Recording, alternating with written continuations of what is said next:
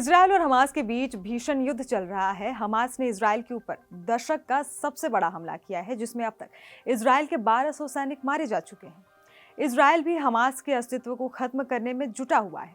कई विशेषज्ञों की तरफ से कहा जा रहा है कि इजरायल पर हमास ने इतने बड़े हमले की प्लानिंग की, इस हमले को अंजाम दिया और मोसाद को इसकी भनक तक नहीं लगी, जबकि मोसाद अपने खुफिया कारनामों के लिए जानी जाती है। आपको जानकारी के लिए बता दें कि मोसाद अपने खुफिया कारनामों के लिए पूरी दुनिया में फेमस है। जैसे भारत की खुफिया एजेंसी रॉ है, ठीक वैसे ही इजरायल की खुफिया एजेंसी मोसाद है। अब आइए जानते हैं कि मोसाद की स्थापना कब की गई, इसका स्ट्रक्चर क्या है और ये पूरी दुनिया में इतनी फेमस कैसे हो गई। मोसाद के सफर की शुरुआत इजरायल के बनने से पहले हुई थी। 1930 से 1940 के बीच हिटलर ज्यूज के नरसंहार में लगा हुआ था। हिटलर से निपटने के लिए ज्यूज लोगों ने कई मिलिट्री संगठन बनाए थे। इन संगठनों की अपनी अलग अलग खुफिया एजेंसियां होती थी। इन्हीं में से एक संगठन का नाम था हगाना, जिसकी खुफिया एजेंसी का नाम था शाय। शाय को 1940 के समय बनाया गया था और बाद में यही इजरायल की खुफिया एजेंसी बनी।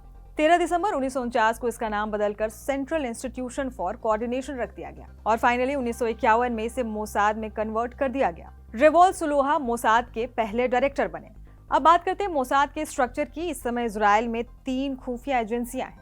पहली इजरायली सेना की खुफिया एजेंसी अमन है, दूसरी डोमेस्टिक सर्विस सिन बेट है और तीसरी नेशनल इंटेलिजेंस एजेंसी यानी मोसाद है। मोसाद का मुख्य मकसद है आतंकवाद को खत्म करना, देश के लिए खुफिया जानकारी को एकत्र करना और देश के दुश्मनों को खत्म करना। आपको जानकर हैरानी होगी कि मोसाद का purpose, objectives, rules, missions, powers और बजट को किसी भी कानून के तहत परिभाषित नहीं किया गया है। इसीलिए वो किसी भी हद तक जाकर बिना किसी बंदिश के मिशन को अंजाम दे सकता है। मोसाद का सालाना बजट $2.73 बिलियन है, जिसमें 7,000 लोग काम करते हैं। मोसाद का एक सैनिक कई लोगों के बराबर होता है और ये सैनिक कड़ी ट्रेनिंग के बाद मोसाद में भर्ती किए जाते हैं। मोसाद का वर्तमान हेडक्वार्टर तेल अवीव में मौजूद है और अगर इसके ऑर्गेनाइजेशन स्ट्रक्चर की बात करें तो मोसाद के 8 डिपार्टमेंट हैं, जिसमें 3 प्रमुख हैं। पहला और सबसे बड़ा डिपार्टमेंट है कलेक्शन डिवीजन का। यह डिपार्टमेंट दूसरे देशों की धरती पर डिप्लोमेटिक और खुफिया तरीकों से अपने मिशन को पूरा करता है। दूसरा डिवीजन है स्पेशल ऑपरेशन डिवीजन, जिसे मेंसदा भी कहा जाता है। ये पैरामिलिट्री के कारनामों को ग्राउंड लेवल पर अंजाम देता है। अब तीसरे डिपार्टमेंट की बात करते हैं। तीसरा डिपार्टमेंट है लाइसेंस डिपार्टमेंट। ये मित्र देशों की एजेंसियों के साथ मिलकर काम करता है। मोसाद ने वो सभी काम किए हैं जो एक देश को अपनी खुफिया एजेंसी से अपेक्षा होती है। ऐसे इजरायल का एक मिशन है ऑपरेशन थंडरबोल्ट। ये इजरायल का एक ऐसा ऑपरेशन था जिसमें मोसाद ने 4000 किलोमीटर दूर मिशन को अंजाम दिया था। 53 मिनट का ये ऑपरेशन खुफिया जगत के इतिहास का सबसे तेज ऑपरेशन माना जाता है।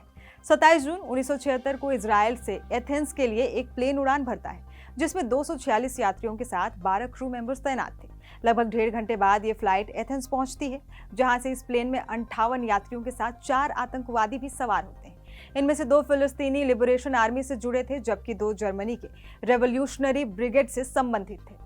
इन आतंकवादियों ने प्लेन को हाईजैक कर लिया और इसे युगांडा ले गए और प्लेन को एतेम्बे हवाई अड्डे पर लैंड करा दिया।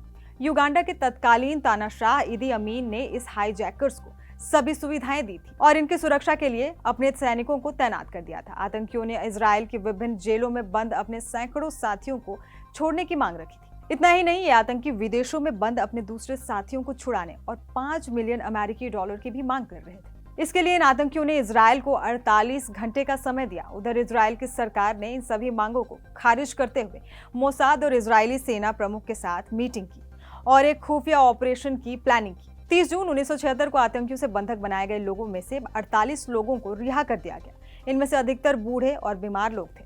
इन सभी को एक स्पेशल फ्लाइट से पेरिस भेजा गया। 3 जुलाई 1976 को इजरायल की कैबिनेट ने ऑपरेशन थंडरबोल्ट को अनुमति दे दी। मोसाद ने इस ऑपरेशन का ब्लूप्रिंट तैयार किया। इसी बीच एक और जानकारी मिली कि जिस एयरपोर्ट पर हाईजैक किया गया विमान उतारा गया है, उसे इजरायल की कंपनी ने ही बनाया है। इससे मोसाद को अपनी प्लानिंग करने में काफी मदद मिली। 3 जुलाई 1976 को इजरायल से 100 कमांडो की टीम C-130 सुपर हरक्यूलिस विमानों से युगांडा के एंतबे के लिए उड़ान भरती है। इन विमानों ने उन्होंने काले रंग की मर्सिडीज कारों के एक दस्ते को भी लोड किया था। इस समय युगांडा का तानाशाह ईदी अमीन काले रंग की मर्सिडीज कारों से ही चलता था। इसीलिए आतंकियों और युगांडा की सेना को भ्रम में डालने के लिए इजरायल ने ये चाल चली थी। इन विमानों के साथ 2 बोइंग 707 विमान भी थे, जिनमें से एक मेडिकल टीम थी, जबकि दूसरे में यात्रियों को वापस लाया जाना था। इजरायल का प्लेन एंतबे एयरपोर्ट पर लैंड करता है, जिसमें से मर्सिडीज कारों का काफिला तेजी से टर्मिनल की ओर बढ़ता है। ताकि आतंकियों को लगे कि इन कारों में युगांडा का तानाशाह ईदी अमीन है। इजरायली कमांडोज ने इतनी तेजी से इस मिशन को अंजाम दिया कि सभी 7 अपहरणकर्ता और युगांडा सेना के लगभग 50 जवानों को मौत के घाट उतार दिया गया, जबकि इजरायल के 3 बंधकों की वहीं पे मौत हो गई। आते समय इजरायली कमांडो ने एयरपोर्ट पर खड़े युगांडा की एयरफोर्स के सभी फाइटर प्लेन को बम से उड़ा दिया ताकि ये पलटवार के लिए पीछा न कर सके। और इस ऑपरेशन के दौरान इजरायली यूनिट के कमांडर और वर्तमान प्रधानमंत्री बेंजामिन नेतन्याहू के भाई योनाथन नेतन्याहू की भी मौत हो गई। ऐसे देश दुनिया की तमाम खबरों को देखने के लिए आप देखते रहिए जागरण ग्लोबल।